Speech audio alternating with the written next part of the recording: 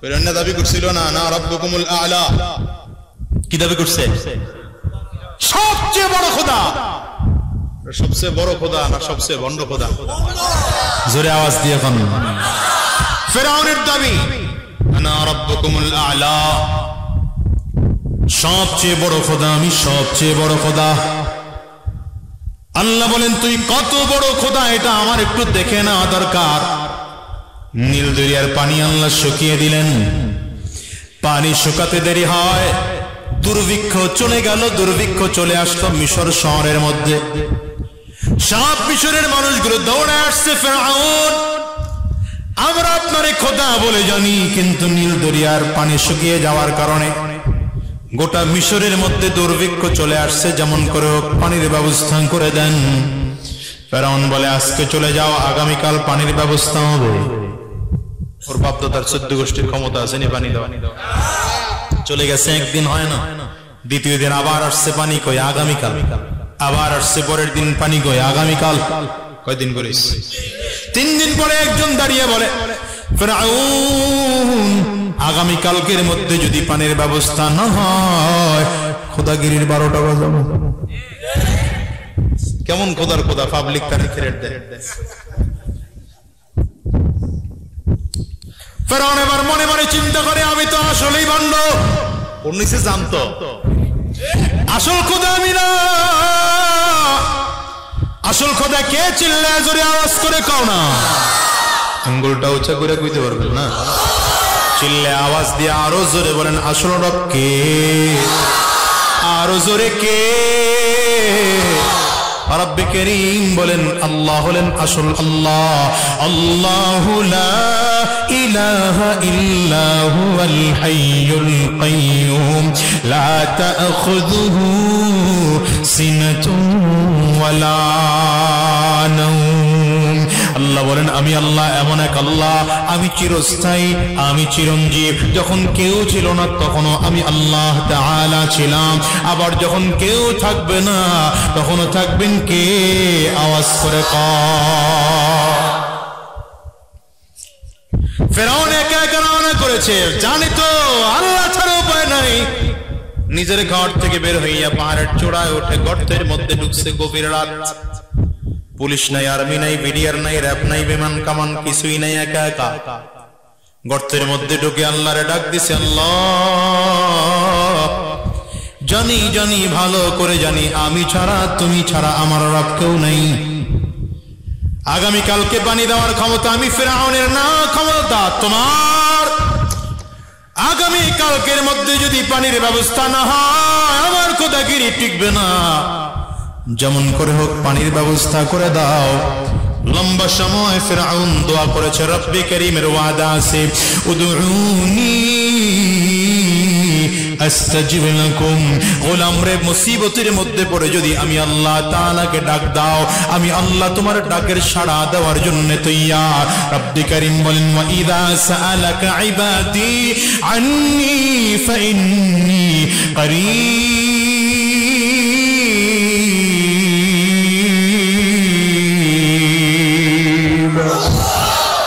গোলাম রে, আমার কাছে চাইতে তোর দেরি হয়, আমি আল্লাহ তাআলা দিতে তোর দেরি হয় না। দেখেন তো আল্লাহ ইবলিস কেউ দিয়েছেন, আল্লাহ ফিরআউন কেউ দিয়েছেন। শুধু ইমানদারদেরকে আল্লাহ দেয় এমন নয়, বেঈমানরাও চাইতে জানলে আল্লাহ দেয়। কিন্তু মুসলমান হইয়া আমরা চাইতে পারি না। কথা কয় না, চাই তো রাজনৈতিক নেতার কাছে গিয়ে চাই। এই জন্যই তোরা আমাদের ঘরের মধ্যে চাইবা চাইবা বসে। ঠিক কিনা? ঠিক কিনা? ভোট না দিলেও নিজেরটা নিজের দিয়া লাগে।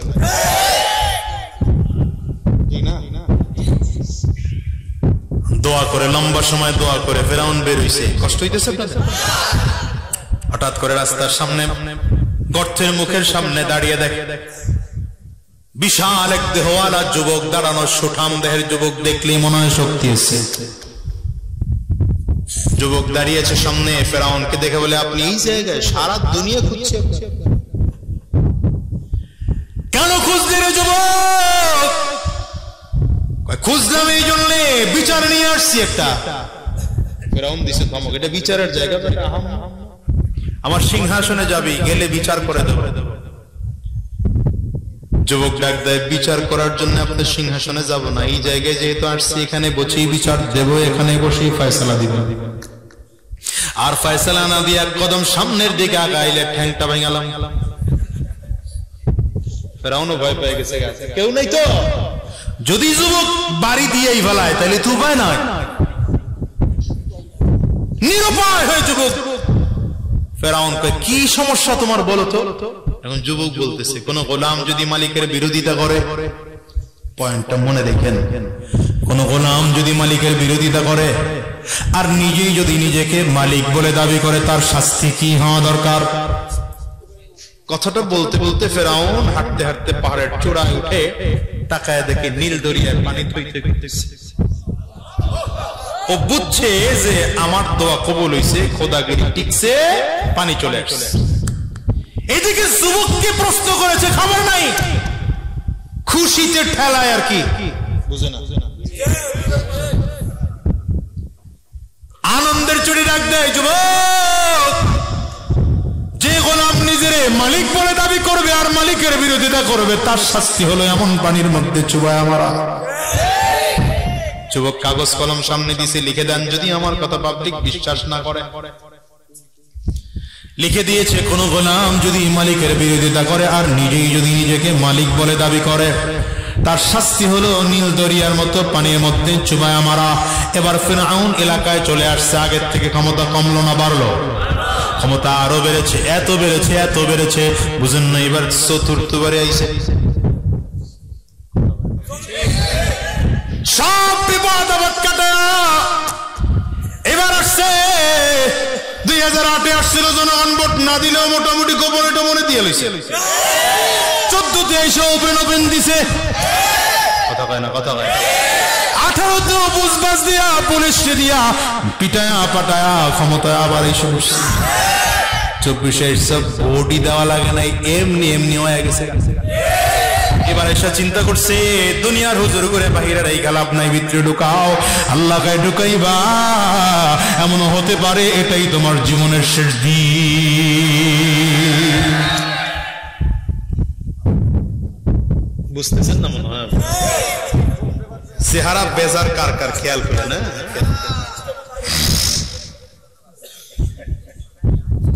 আল্লাহ। এখন ফেরাউন এলাকায় আসছে, আগের থেকে দাপট কি বাড়ছে মনে করে না? আরে দাপট, পানি নিয়ে আসছে ফেরাউন, ঝড়ে বক মরে ফকিরের দাপট মানে কি? এবার ফেরাউনের দাপটের ঠেলায় বলে, মুসাকে আর রাখা যাবে না। আল্লাহ ডাক দিলেন, পয়গম্বর মুসা, যেহেতু ফেরাউন রাখতে চায় না, তুমি যাও। মুসা আলাইহিস সালাম বিশাল বাহিনী নিয়ে রওনা, দরিয়ার পাশে গিয়ে দাঁড়াইলেন। মুসা আলাইহিস সালামের লোকজন তাকিয়ে দেখে ফেরাউন বিশাল দলবল নিয়ে আসতেছে, ডানে লোক, বামে লোক, পেছনে ফেরাউনের লোক, সামনে নদী। উপায় কি? বলে বাঁচার তো উপায় নাই। পয়গম্বর মুসা আলাইহিস সালাম বলেন, টেনশন করো না, ইন্না মাইয়া রাব্বি, ইন্না মাইয়া রাব্বি সায়াহদি। টেনশন করো কেন? আছে তো একজন রাস্তা দেখাইলে, বলতে দেরি। আর আল্লাহ ডাক দিয়েছেন, মুসা, শ্বশুর বাড়ির সালামিটা টান দিয়া বের করো। কোনটা কোনটা? এই বুঝছেন, দেখা যায় না, এই লাঠি নিয়ে তো বিশাল আরেক ওয়াজ। সময় কম, ওইদিকে যাওয়া যায়।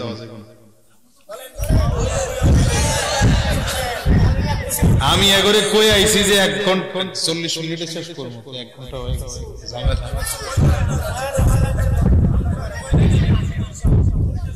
শুআইব আলাইহিস সালামের মাইয়া বিয়া দেওয়ার পরে চুক্তি শেষে যখন ফিরে আসতেছেন, পয়গম্বর শুআইব আলাইহিস সালাম জামাই মুসা আলাইহিস সালামরে বলতেছে, দিমু কি?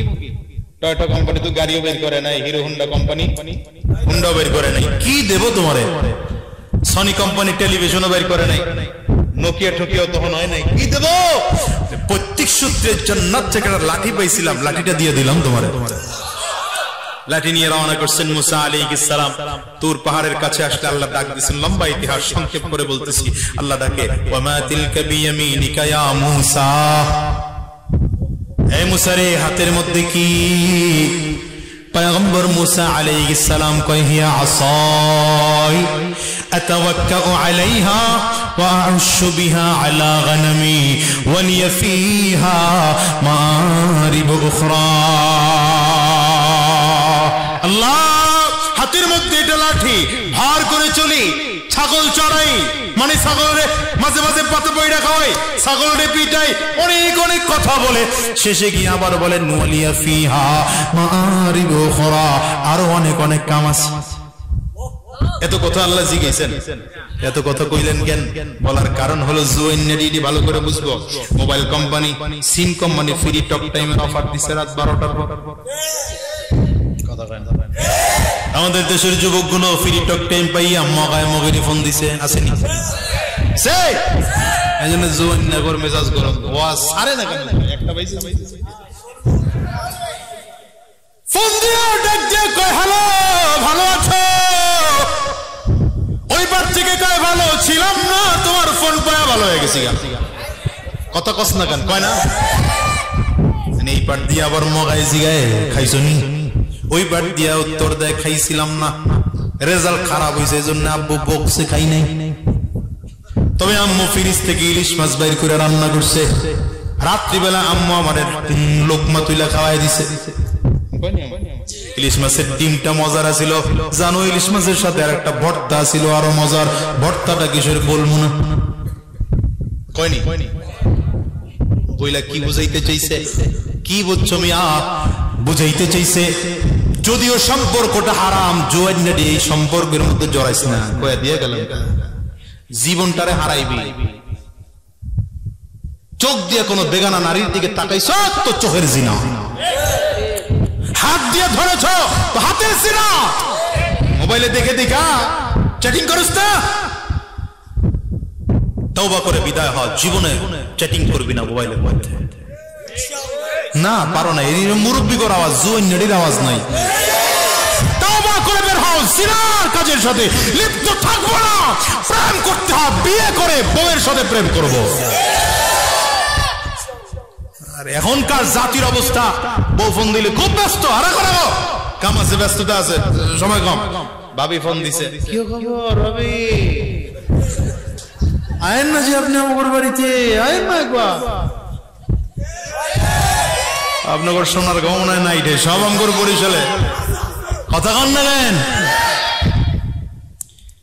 রাত 12টার পরে প্রেমিকের কণ্ঠ যখন প্রেমিকার কান পর্যন্ত গিয়ে পৌঁছে গিয়েছে, মন চায় না অল্প কথায় ছেড়ে দেই, মন চায় কথা লম্বা করতে। সাউন্ড বাড়ায় মাই গলা, মারা গেছে সাউন্ড বাড়ায়।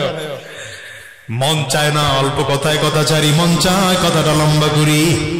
আরে দুনিয়ার প্রেমে পড়ে যদি মানুষ এত কথা লম্বা করতে চায়, পয়গম্বর মুসা আলাইহিস সালাতু ওয়াস সালাম অরিজিনাল আল্লাহ তাআলাকে ভালোবাসেন। আল্লাহ যার যখন ডাক দিলেন মুসা রে, হাতের মধ্যে তোমার ওটা কি আছে? পয়গম্বর মুসা আলাইহিস সালাম বলেন, যাকে আমি দিল থেকে ভালোবাসি, যার কথা শুনতেই মনে চায়, সেই মালিকের কণ্ঠে পাক্কা সচ্চা আওয়াজ, এত অল্প কথা ছাড়তে মনে চায় না, কথা লম্বা করব। আল্লাহ জিজ্ঞাসা করেছেন হাতের মধ্যে ওটা কি? পয়গম্বর মুসা এক নম্বর উত্তর দেয় এটা লাঠি, দ্বিতীয় উত্তর দেয় এটা ভর করে চলি, তৃতীয় উত্তর দেয় ছাগল চড়াই। তিনটা উত্তর দিয়া শেষ সময় গিয়া কয় ওয়ালিয়া ফিহা মাআরিবু উখরা, আয় আল্লাহ আরো অনেক কাজ আছে বলা যাবে না। তার মানে আল্লাহ যেন আরেক প্রশ্ন করে মুসারে, আরো কি কি কাজ আছে লাঠিতে বলো। কিন্তু আল্লাহ প্রশ্ন করে নাই। সাউন্ড আছে তো মিয়া, বাড়াও না কেন? কারামতি দেখায় আলাম আজকে শেষ দিন, বদনাম কয়ে গেলে মাইকের ব্যবসা শেষ হয়ে যাবে। পয়গম্বর মুসা আলাইহিস সালাতু ওয়াস সালাম, হ্যাঁ এরকম সাউন্ড দিয়ে রাখবো মিয়া, কিপটা লোক আছে তাইলে না কথা কইতে শান্তি পাবো। এতক্ষণ কথা কইছি কষ্ট করে, ঘটনা কি? সাউন্ড নাই। হাসান জামিল ভাই কথা আস্তে আস্তে কয়, আমি তো আর আস্তে মানুষ না, আমি জনগণের মধ্যে থাকি, চিল্লেন না মানুষ। বুঝেন নাই? চেয়ারম্যান হইছি চিল্লেই আই। আমার ভোলা পান্ডের একদিন ফিরাইছে ওই দলের, বুঝেন নাই? কোন দলের? মারে মা জটিল লোক। 20-25টার একদিন পিটাইলো পড়ে আমি গামছা বাইন্দা কবরের মধ্যে গেলাম। সাহস থাকলে এইবার আয়, চোখ তুলালাম আপনার এনে তো কইবার পারি না, কারণ এই এলাকা তো আমার না। যদি যাইতে না দেয়, আমার এলাকার করে বলছি এই আমলে না ওই আমলে কইছি মিয়া, হুজুরগুর ক্ষমতা নাই, যা গোয়ে যায় দেখো। ওই সময় গিয়ে বলছি আমার ছেলের কর্মীর গায়ে হাত দিয়েছ, আগামী দিন যদি হাত দাও চোখ তুলে ফেলাবো, হাত ভাঙা ফেলাবো। সাহস পায় নাই সামনে আগানো। কেন কেন সাহস পায় নেই? কারণ ওলামায়ে কেরাম লড়ে তো মরার জন্য লড়ে, বাঁচার জন্য লড়ে না। ওলামায়ে কেরাম ময়দানে নামলে বেঈমানদেরকে টিকতে দেয় না, বেঈমানদেরকে টিকতে দেয় না। লেজ গুটিয়ে পালানোর সময় খুঁজে পায় না। হাত তুলে যাও, ঠিক কেন?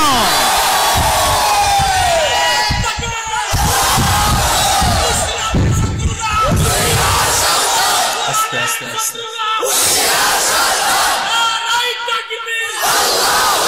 এই জন্য কয়ে যে শোনো, বাইতুল মুকাররমে হামলা করছো, বাইতুল মুকাররম ওলামায়ে কেরাম এই তাবলীগ জামাতের মধ্যে কেন হামলার জায়গা তৈরি হবে বলো আমাকে?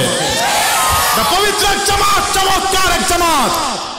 তাবলীগ করতে মনে চায় ওলামায়ে কেরামদের কাছ থেকে পরামর্শ নিয়ে করো। হামলার জায়গা তৈরি হবে এই বাংলার জমিনে যারা ইসলামের দুশমন, ওলামায়ে কেরামদের দুশমন, কোরআন ওয়ালাদের দুশমন। পরিণতি ভালো হবে না, পরিণতি ভালো হবে না। সহজ মনে করো না, ওলামায়ে কেরামদের গোড়া মুহাম্মদুর রাসূলুল্লাহ পর্যন্ত আছে। ওলামায়ে কেরাম ভাইসা আসে না এদেশে, কি কথা কন না? আল্লাহ কিছু বলেন নাই, আল্লাহ নতুন করে প্রশ্ন করেন নাই। কেন? আল্লাহ তাআলা জানেন যে লাঠির মধ্যে কি আছে, এটা মুসা জানে না, আমি আল্লাহ জানি।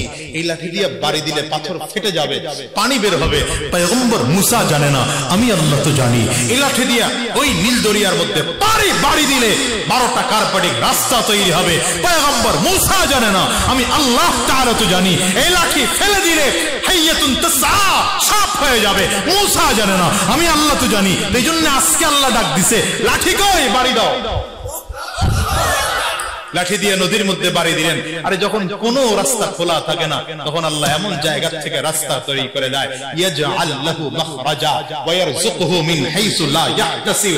আল্লাহ বলেন, এ শুধু তাকওয়ার মানদণ্ডে দাঁড়িয়ে থাকো, ওয়া মান ইয়াত্তাকিল্লাহ ইয়াজআল লাহু মাখরাজা। তাকওয়ার মানদণ্ডে দাঁড়িয়ে থাকো, রাস্তা কেমন করে তৈরি হবে চিন্তা করতে পারবে না।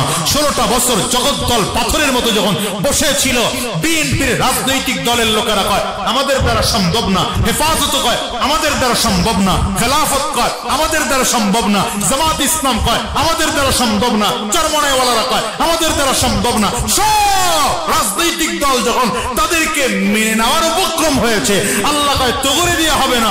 18 বছরের বাচ্চা নামায় দিলাম, 20 বছরের বাচ্চা নামায় দিলাম, 25 বছরের স্কুল কলেজ ইউনিভার্সিটির ছাত্র নামায় দিলাম, এমন নামায় দিলাম গণভবনের মাছ তৈরি ওরা খাবে আর মালিক পালাবে। কি বুঝলেন এটা দিয়া? কি বুঝছেন? বুঝছেন এটা? বুঝছে হলো, আমি যেটা বুঝছি এটা আপনাকে করে শোনাই। আমি বুঝছি এটা আল্লাহ গোটা জাতির বুঝাইছেন, তোমরা সব যদি ইসলাম ছেড়ে দাও, আল্লাহ কয় ইসলাম জমিন থেকে যাবে না, ইসলাম টিকানোর জন্য নতুন জাতি তৈরি করব, তোমাকে করে লাগবে না। কথা বুঝেন নাই? এজন্য ইসলাম ছাড়লে ইসলামের লস নয়, লস আপনার আর আমার। ঠিক কি না বলো? অনেক কথা কইয়া লাইলাম, সর্বশেষ দিকে চলে আসছি। এই সামনে আরেকটা আল আছে, ওটা বাইর করতেছি, এটা বাইর করে শেষ করে দেবো।